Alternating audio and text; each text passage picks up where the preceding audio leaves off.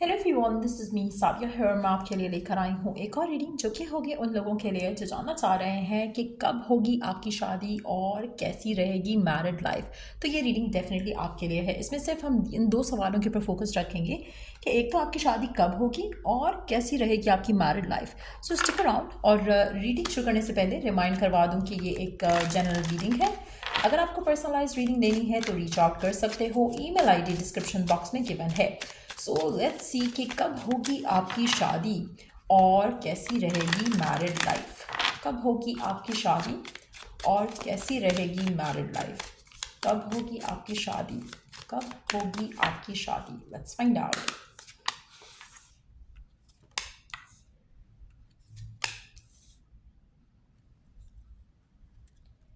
अच्छा, आप में से मेजॉरिटी लोगों के लिए मुझे लगता है कि आपकी शादी आने वाले 6 महीने के अंदर अंदर होने के चांसेस काफ़ी ज़्यादा स्ट्रांग हैं। बहुत ज़्यादा स्ट्रांग चांसेस हैं कि आपकी लाइफ में आने वाले 6 महीने के अंदर अंदर कोई पर्सन आपकी ज़िंदगी में शो अप करे जिससे आपकी शादी हो जाएगी।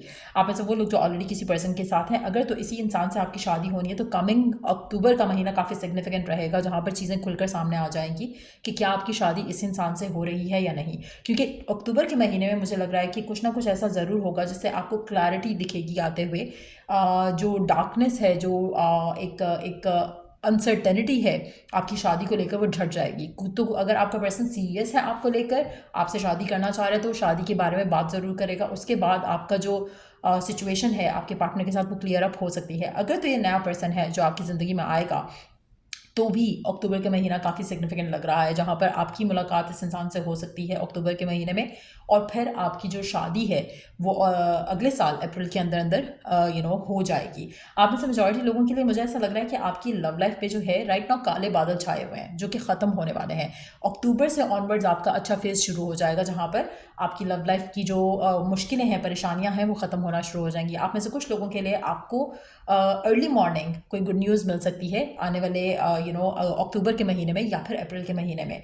आप में से कुछ लोगों के लिए ये भी पॉसिबिलिटी है कि आपका निकाह या आपकी इंगेजमेंट अक्टूबर में तय हो, रिश्ता फाइनलाइज हो जाए और अप्रैल में शादी हो। बट ये भी चांसेस हैं कि अप्रैल के महीने में ही रिश्ता तय हो और अप्रैल के महीने में ही शादी हो जाए, उसके चांसेस भी हैं। लेकिन अक्टूबर के महीने में आपकी लव लाइफ में डेफिनेटली कोई चीज़ें क्लियर आउट ज़रूर हो रही हैं जो कि आपको फ़िलहाल जिसके बारे में थोड़ा डाउट है, फियर है या एंग्शियस एनर्जी आप फील करते हो शादी को लेकर, वो चीज़ें ख़त्म हो जाएंगी। अक्टूबर के महीने के बाद चीज़ें काफ़ी बेहतर हो जाएंगी आपकी लव लाइफ के मामला को लेकर, आपकी शादी के मामला को लेकर।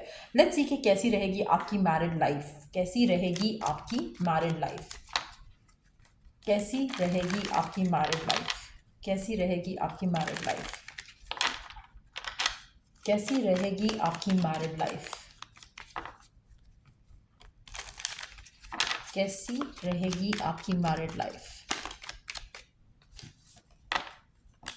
आप में से मेजॉरिटी लोगों के लिए मुझे लग रहा है कि आपकी शादी में डिले है, बट बहुत अच्छी शादी रहेगी आपकी।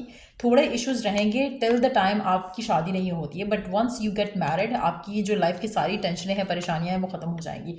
आप में से कुछ लोगों के लिए मुझे लगता है कि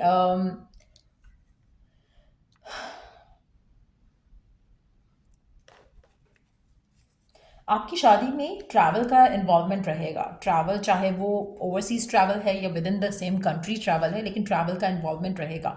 आप में से कुछ लोगों के लिए शादी के शुरू के दिनों में आपको और आपके पार्टनर को थोड़ा सेपरेशन से डील करना पड़ सकता है। सेपरेशन अगेन वो ट्रैवल से कनेक्टेड होगी। ऐसा नहीं है कि आप दोनों के दरम्यान में झगड़े, फाइट्स, आर्ग्यूमेंट्स होंगे उसकी वजह से होगा। कहीं ना कहीं कुछ ऐसी चीज़ें होंगी जहाँ पर आप लोगों को चेंजेस जो है एम्ब्रेस करने पड़ेंगे। कुछ ऐसी सर्कमस्टांसेस होंगे जो उससे डील करके आप अपनी लाइफ में एक दूसरे के साथ जो है वो आ सकोगे।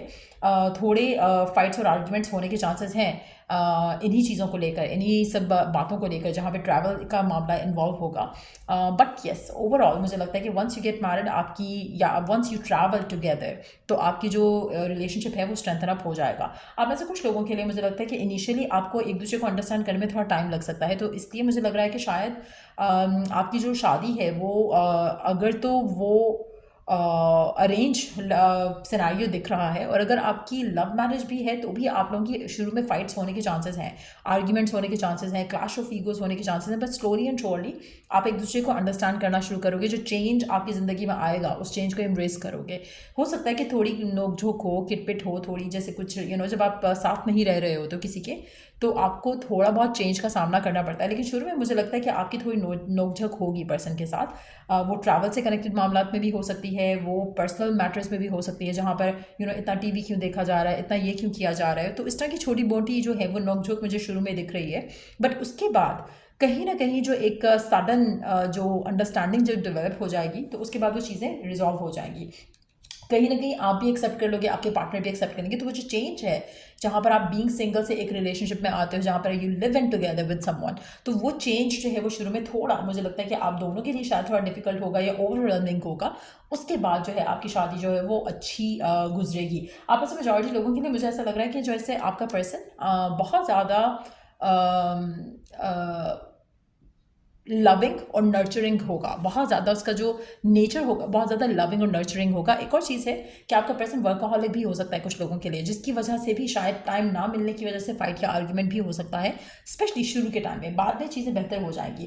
आपका जो कॉन्टैक्ट है एक दूसरे के साथ, मुझे लग रहा है कि कहीं ना कहीं वो ऑनलाइन रहेगा कुछ फेज़ के लिए फॉर श्योर। तो कहीं ना कहीं आपकी शादी किसी ऐसे पर्सन से हो रही है, या तो वो काम की वजह से बहुत ट्रैवल करते हैं, या फिर वो ट्रैवल करके किसी और जगह जाएंगे, उसके बाद जो है आप दोनों साथ हो सकेंगे। लेकिन आपके आपके दरमियान में थोड़ा इन चीज़ों को लेकर मिसअंडरस्टैंडिंग्स भी हो सकती हैं इन द बिगिनिंग स्पेशली। उसके बाद चीज़ें बेहतर हो जाएंगी। लेट्स सी और क्या जान सकते हैं हम आपकी मैरिड लाइफ के बारे में। कैसी रहेगी आपकी मैरिड लाइफ आपके पर्सन के साथ? कैसी रहेगी आपकी मैरिड लाइफ आपके पर्सन के साथ जिससे भी आपकी शादी हो रही है? कैसी रहेगी आपकी मैरिड लाइफ? अच्छा, ये पर्सन फायर साइन हो सकता है, एयर साइन हो सकता है, एक्वेरियस, जेमिनी, लिब्रा, एरीज, लियो, सेजिटेरियस। आपका पर्सन आपको गिफ्ट वगैरह ज़रूर देता रहेगा। मुझे लगता है कि मेजॉरिटी लोगों के लिए ऐसा ये पर्सन जो है हो सकता है कि प्रपोजल के थ्रू आपकी ज़िंदगी में आए। पर्सन के साथ आपकी ज़िंदगी अच्छी गुजरेगी, आपको लगेगा कि आपकी सारे ड्रीम्स सारे ख्वाहिशें पूरी कर रहा है पर्सन। लेकिन एट द सेम टाइम मुझे लगता है कि जैसे ये पर्सन जो भी है, ये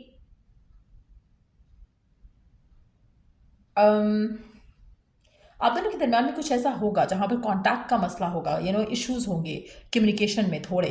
और हो सकता है कि उसकी जो वर्क जो लाइबिलिटीज़ हैं उसकी वजह से भी हो सकता है कि कम्युनिकेशन इतनी फ्रीक्वेंट ना हो सकती हो आप लोगों की। बट कहीं ना कहीं अदर देन दैट आपका रिश्ता काफ़ी अच्छा होगा, एक दूसरे के साथ आप खुश रहोगे। But only issue would be कि थोड़ा टाइम जो है वो कम्युनिकेशन को लेकर परेशानी या डिफ़िकल्टी रहेगी। आप ऐसे मेजॉरिटी लोगों के लिए जैसे होता है ना कि अगर आपको शुरू में डिफ़िकल्टी भी हो रही है, लेकिन आप फिर एक्सेप्ट कर लेते हैं, अच्छा यही रूटीन है, आपको समझ आने लगता है। कहीं ना कहीं वो अंडरस्टैंडिंग डेवलप होने में थोड़ा टाइम लग सकता है in the beginning stage. But other than that आपकी लव लाइफ जो है इस इंसान के साथ अच्छी रहेगी। आप ऐसे मेजॉरिटी लोगों के लिए पर्सन आपकी लाइफ में एज अ प्रपोजल एंटर हो सकता है। ये पर्सन ऐसा हो सकता है जिसके साथ आपकी इतनी अच्छी अंडरस्टैंडिंग नहीं है, जिसकी वजह से फाइट या आर्ग्यूमेंट या ईगो क्लैश होना बिगिनिंग में लग रहा है कि पॉसिबल होगा। लेकिन once you get to know each other तो आपकी चीज़ें काफ़ी बेहतर हो जाएंगी। सो या ये रीडिंग आप लोगों की, अगर आपको इस रीडिंग से हेल्प मिला है, गाइडेंस मिली है, तो लाइक शेयर सब्सक्राइब ज़रूर किया करो। और till I do the next reading आप लोगों के लिए टेक केयर एंड बाय।